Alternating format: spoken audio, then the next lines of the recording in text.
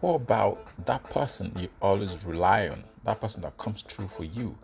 That person that does everything for you, but it never seems enough.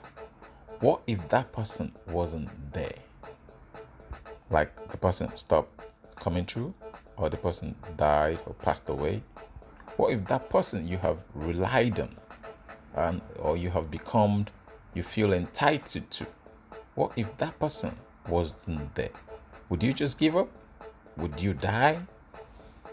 Would you still blame that person for all your shortcomings? Or would you stand up and make something for yourself? I had a story about a lady who was bedridden for 6 years. Her grandma did everything for her, and then her grandma passed away. But after 2 weeks of her grandma passing away, this bedridden lady got up, began to walk, fixed herself, and went back to life. Everything became normal for her. So just imagine that. This lady was bedridden. She had an accident.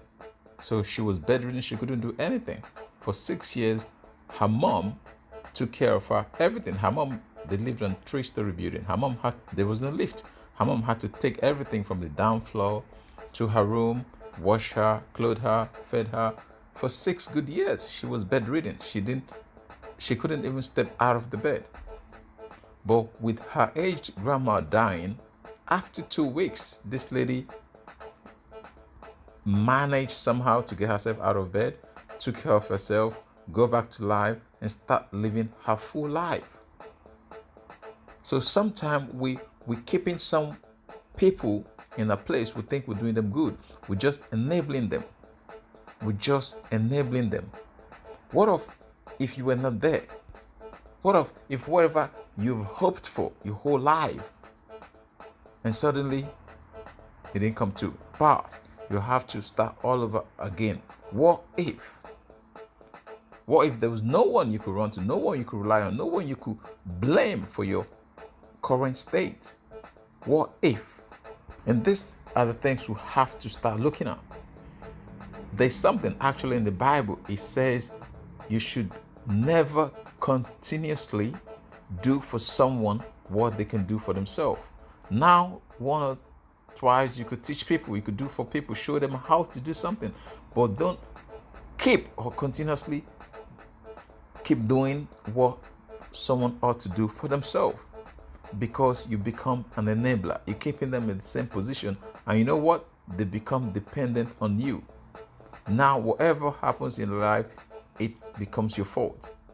You take away the power of responsibility from them, the power of taking ownership from them, the power of life. They just begin to exist. They never live for 1 second. What if your helper wasn't there? What if that job wasn't there? What if that person wasn't there? What would you do? Would you just throw in the towel, give up on life, wrap yourself in the corner and just die? Or will you get up and give life a go and try to live and try to do something and try to stand out? So this works both ways. For those who just rely 100% on people, and for those who think they can just lift someone out and change that person's life. If someone is not willing, there is nothing you can do. They say, take a horse to a stream. You can pull a horse, drag it, do whatever, but you can never force it to drink. That's the thing. That's why we should always think. Teach people how to do something, but don't continuously keep doing what people could do for themselves. You are taking away the power of responsibility from these people. You're making them an enabler. I'll give you an example. Even a duck, when a duck gives birth to a young duckling, it doesn't put it on his back and jump down a hill. No. It jumps down a hill and it signals to the duck, yeah, take a leap. If you survive, now you're ready to go. Now you're fit to go. There's another story I'm going to tell you. Take, for example, butterfly. Before butterfly goes from caterpillar to butterfly, they have to break out of the cocoon. That is the test of survival. They need that skill to be able to break out. So if you couldn't break out of that cocoon, then they don't deserve to live.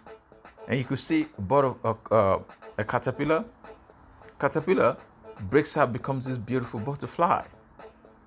But there have been a lot of research where people actually broke the cocoon for the caterpillar to get out. And when they came out, they died. They couldn't survive because they didn't go through the process of breaking out through the cocoon for themselves. So therefore, as human, we need that test, we need that obstacle, we need that challenge to make us stronger, to make us become something, to make us an overcomer. So if you keep doing for people what they could do for themselves, you are just limiting them. You are just adding to their current state. For everyone to move to the next stage, you need to go through stages. You cannot go from step 1 to 10, primary 1 to primary 10. You need stages 2, 3, 4, 5, 6, and that's what progress is. No one goes from 1 to 10. Everyone has a step by step, and that's what success is. Progress, step by step, little by little, day by day. But when you stop people from building that process, you make them lose the significance of living, the power of living, the power of responsibility. They have no accountability to themselves or to anyone. And this is why we have to encourage people to do, to learn. It's better to teach people than to give. Even though the Bible says teach rather than give fish. Because when we give fish to people, they just eat. They don't know how hard it is to come by. But when you teach them how to fish, now they know how hard it is to catch a fish. And now they can make a conscious judgment of eat some and have some left over. But when you just give them, they become insatiable. They just eat and think, well, it's easy. There's a lot of fishes in the river. Why you just giving me one? Why can't you get lots? What if that person was not there? What if your helper was not there? What if there's no chance to you to move forward? Just you and your mental ability. What if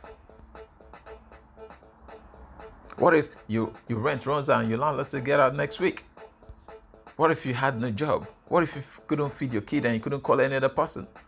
What if you're not being taken in by your parents, by your friends, by your neighbors? What if you have to survive just like every other person who has no other person to run back to? What if?